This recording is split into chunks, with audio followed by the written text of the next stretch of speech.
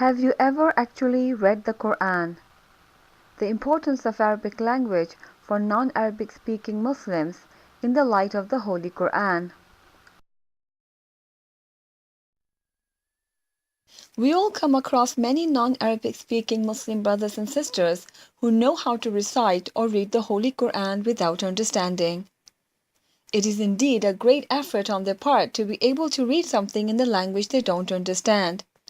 But the question arises, is this actually reading the Quran or just imitating the sounds of the words of Allah subhanahu wa ta'ala?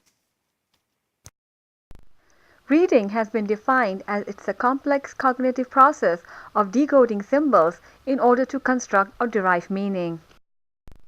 It is a means of language acquisition, of communication, and of sharing information and ideas. Simply, reading means to look at carefully so as to understand the meaning of something written or printed. When a teacher asks a student to go home and read a certain chapter of a book, the teacher does not expect the student to go home and make some sounds of the letters and come back the next day having no clue of what was read. Actually, by reading, the teacher means that the information that is in the text should be perceived by the students in order to answer the questions the next day. Then how come being able to make different sounds of Arabic is considered to be reading the Quran?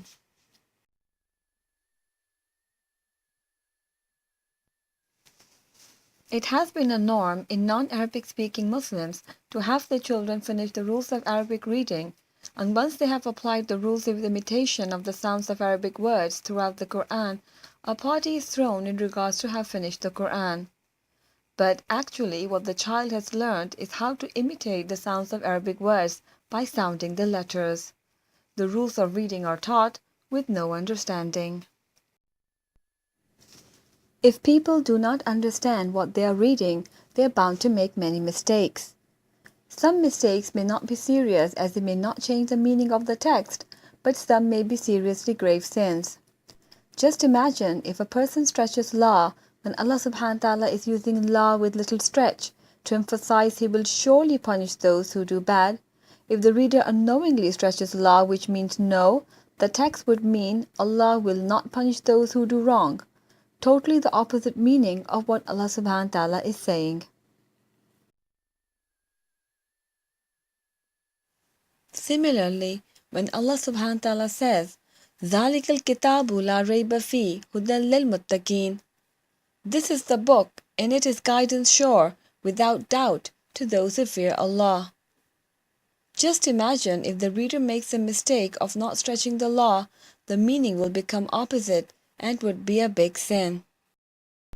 Another example is when Allah subhanahu wa ta'ala says, خَلَقْنَاكُمْ, we created you. If the reader instead of sukun on qaf reads a fatha, it would change the subject to the object and vice versa, resulting in the opposite meaning. Once again, a grave sin. No doubt Allah subhanahu wa ta'ala is Ghafurur Rahim, all forgiving and most merciful.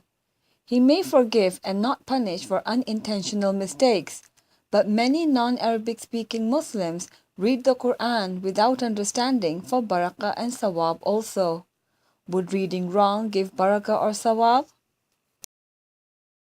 Many non-Arabic speaking readers may say that we know how to read the Arabic text and we understand it through translations in other languages, therefore we have read the Quran.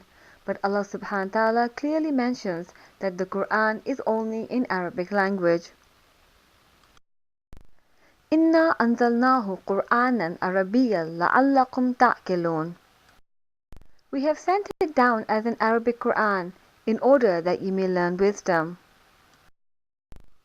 Inna ja'alnahu Qur'anan Arabiyyan la'allakum ta'qilun. We have made it a Quran in Arabic that ye may be able to understand and learn wisdom. In Surah Yusuf, chapter 12, verse number 2, it makes sense why the Quran was sent down in Arabic, as the people were Arabic. They would only understand if it was in their own language. As Allah subhanahu wa ta'ala also mentions in the Quran, وَلَوْ جَعَلْنَاهُ قُرْآنًا أَعْجَمِيًّا لَقَالُوا لَوْلَا فُصِّلَتْ آيَاتُهُ أَعْجَمِيٌّ وَعَرَبِيٌّ. Had we sent this as the Qur'an in the language other than Arabic, they would have said, "Why are not its verses explained in detail? What? A book not in Arabic and a messenger an Arab?" But when Allah subhanahu wa ta'ala says in chapter 43 verse number 3, "We have made it a Qur'an in Arabic," emphasizes not only was it sent down in Arabic, but it has been made in Arabic, clearly indicating that the Qur'an is only and only in Arabic language. Therefore, if one reads the translation in other languages, it is a mere translation, and we already know that translations cannot do justice to any language. What to say of the words of Allah subhanahu wa ta'ala? If one wants to read the Quran, the words of Allah subhanahu wa ta'ala has to be read in Arabic and perceived in it. Translations only give an idea of what the instructions are and what are the stories in it. But when Allah subhanahu wa ta'ala says there are signs for people who believe, لِقَوْمِ يُؤْمِنُونَ, for those who ponder, يَتَفَكَّرُونَ, and for men of understanding, أُولِي الْأَلْبَابِ. How will a non-Arabic speaking Muslim find those signs or miracles in the Quran with a language barrier? Hence, it becomes very clear that imitating the sounds of Arabic words is not reading, as it does not fulfill the definition of reading, and translation in different languages is not the Quran. So, if you have not perceived the Quran through its original Arabic text, have you ever actually read the Quran?